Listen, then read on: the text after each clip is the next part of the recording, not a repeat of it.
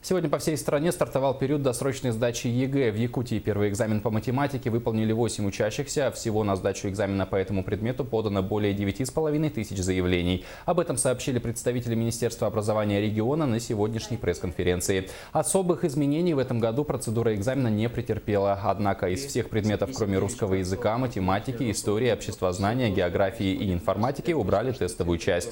Также в этом году планируют на 10% увеличить число аудиторий, охваченных онлайн-наблюдением, и использовать разные технологии изготовления бланков. Например, в 237 пунктах сдачи экзамена задания будут распечатывать в аудиториях. Начиная с прошлого года пункты проведения экзаменов у нас оснащаются специальными инструментами, приспособлениями.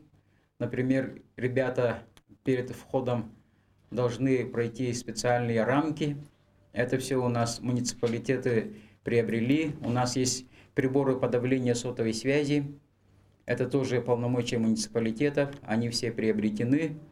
И мы надеемся, что девиз государственной итоговой аттестации «Мы за честное ЕГЭ» будет выдержан во всех муниципальных образованиях.